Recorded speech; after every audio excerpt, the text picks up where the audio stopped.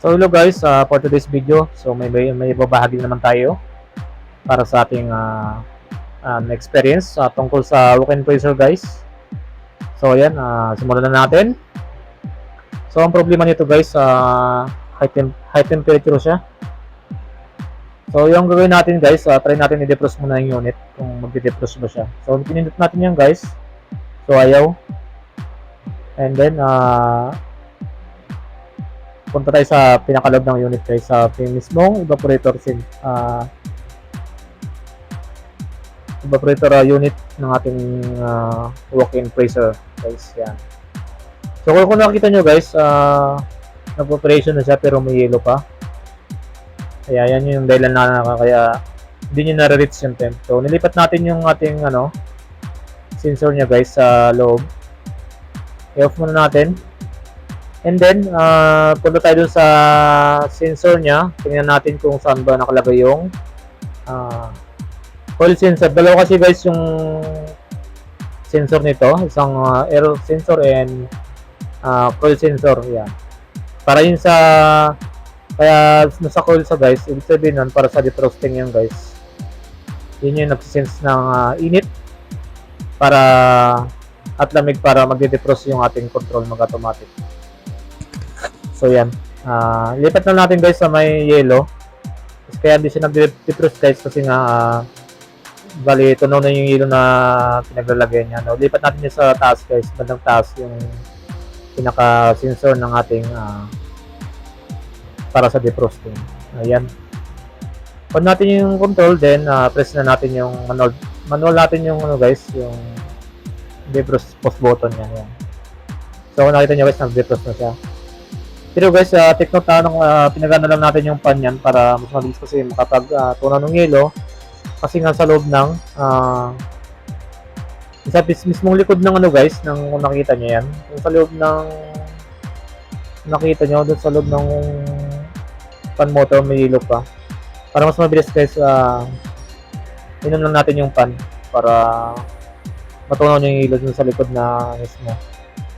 Pero dapat guys, nasa yan, hindi dapat na gumagana yan kasi pag gumagana yung ating pan, so magkaroon ng problema guys.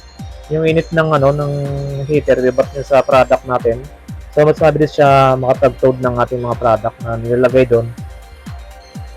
Kaya matutunaw naman guys, yung bis na nag-frozen na yung ating product is may ibabato nyo guys yung init ng ating evaporator yung sa heater yan. Inom lang natin yan guys para matunaw yung sa likod ng pan para hindi natin mag-backlash.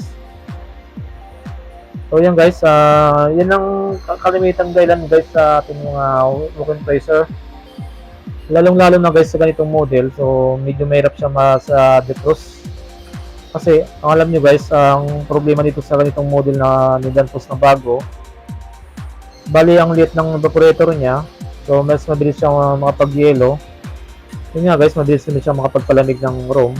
Problema lang nito guys, yung sa defrosting niya. Yan. Kasi guys, yung nilagay nilang heater dito na heating element niya is dalawa lang. Yan sa gitna lang guys, isa lang yan sa para sa evaporator fins natin. Hindi yun sa baba, yun para naman sa drip pan. Para hindi naman magkaroon ng yelo yung ating drip pan para makapag-drain siya ng maayos na pag nag-defrost siya guys. So ang ganitong paraan guys, i-share ko sa inyo kung paano ba natutunaw lahat yung yelo sa evaporator fins natin. So yan, ilipat na natin guys yung sensor nya ng coil sensor para sa defrosting. Ilipat natin sa pinakataas guys, iipit natin yan sa may pinaka evaporator fins nya sa bandang taas kasi dyan laging nag-iipon yung yelo. So maraming dahilan guys kaya ganyan, nag-iinom siya ng ganyan dahil nga mali yung paglagay ng coil sensor natin para sa defrost. Ayan guys, naubos na natin yung yelo, doon ilalagay natin yung yan sa taas. Para guys, ipit na natin yan para kasi guys, diyan kasi naiwan yung mga yelo. So kapag hindi kasi natin nilagay dyan, matatapos ka agad yung defrosting niya cycle.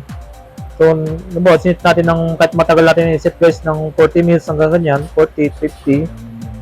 So, pag na-sense naman guys ng sensor natin na yung ano na yon, yung pag na-sense na yung mainit, patitigilin niya na guys yung ating control ng cycle. So, hindi niya na rin natatapos yung 40 minutes na yon kahit na may yellow pa sa taas.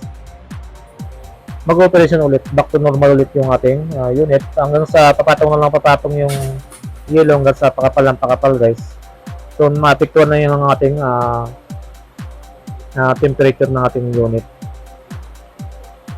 So, yun lang guys, para mas mabilis sa maging maayos po yung ating ganun lang kasimple yung ating pag-troubleshoot. So, wag lang muna tayo guys dadako sa mga guys system, mag-shortcut tayo na may ganitong control system. Doon lang pala ang problema sa ating defrost lang, sa defrost setting lang na nagkaroon ng problema. So, ganun lang guys, kasimple yung ating pag-troubleshoot. Sana po may natutunan kayo and God bless. At paki-like na rin po and paka-subscribe sa ating YouTube channel para mas marami pa tayong ma-upload na videos, and paki-click na po guys ng notification bell para updated kayo sa mga in-upload kong bagong video guys. So, yun lang guys. Maraming salamat and God bless po.